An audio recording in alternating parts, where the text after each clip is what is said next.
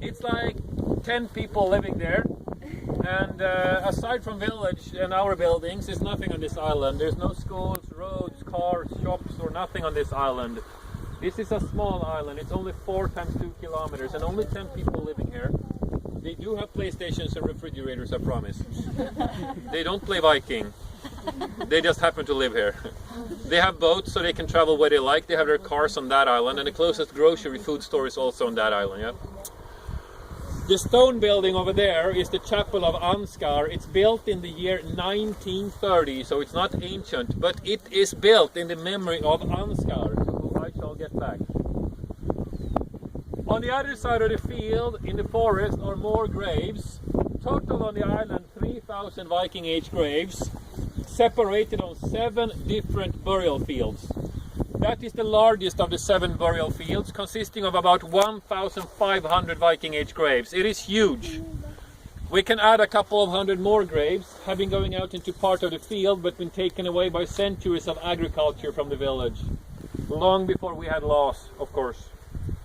Laws for this, at least, I should add. The name of that burial field cemetery on the oldest maps is Hemlanden, literally meaning the homelands. I think it's a nice name for a burial place, right? They can still make agriculture down here. Nothing left to save of the graves that once existed down here. Of course they cannot make agriculture or destroy what's left. Keeping the cows is fine because they don't destroy. But like no plowing or building, yeah? Same here.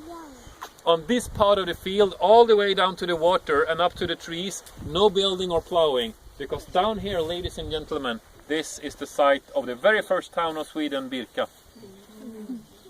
This field, more than 1,000 years ago, held our town, Birka. The houses were made in wood, of course they are gone, but underneath the grass, it's extremely intact for us archaeologists. It's the foundations of the houses, post holes, street network, millions of items, literally, that the people of Birka threw away or dropped when the town was active. It was founded here in the middle of the 700s, say about 750 AD, by the king as a trading town, and abandoned roughly 970 AD. So little less than 250 years existed Birka down here. Imagine 200 or 300 houses on the field, 40 square meters big, made of wood, like the ones you can look on afterwards. The houses were lined up along straight streets, laid down with wooden boards and planks. There were about 1,000 people living in Birka, and a lot of activity going on. This was a trading town for handicraft and making trade. They were not farmers. So don't imagine cows or sheep like today, because they were townspeople. When you go and look on the reconstructed houses, don't imagine farm, imagine town block. We have 5 houses, imagine it's 300 houses. People everywhere, you know, selling and buying stuff. There's smoke, there's sounds, there's ships in the harbor, there's a drunk old Viking in a corner drinking mead, singing in Norse. So the town Birka, that's what made it special also, not the farm Birka. We know they created down here bronze jewelry, glass beads, combs, iron blacksmithing, animal skin and fur preparation, boat building, a lot of activity going on. In the water was one of the harbors. Still today on the bottom of the lake there's a lot of timber poles lying down. These are the remains of like piers and jetties, like where the people tie their boats. There's platforms, there's a pole barrier to the out also. Up towards land they had a town wall, rampart, and this rocks here are actually remains of the town wall. It started here.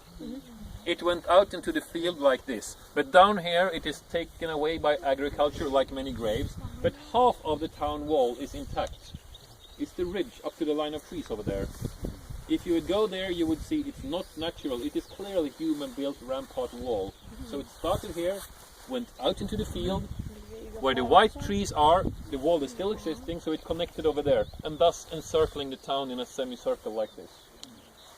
Quite low wall, not that high, not meant for military defense. This was more or less a border wall, an administrative rampart wall, showing inside the walls is the town of Birka, where special laws and rules apply that don't apply outside. Like you cannot live in here any way you want, you have to apply for the king, and if you get the permit to live and make a trade here, you would have to pay taxes to the king. That's also an old Swedish tradition, yeah. Not only Swedish, no, but yeah, among the highest taxes in the world. Yeah. So this is what you wanted to say with the wall. You could probably walk in and out as you wished, but when you did, you have to know other laws and rules apply for the town of Birka that don't apply outside. This is what you want to say with the wall. They did have a defense, the hill fort up here. The high ridge here, we've been walking across on the outside. It is sloping down on the other side. It is going in a circle across the hill. This is the rampart wall of the hill fort. On top of the rampart, you should imagine a wooden palisade across all the way.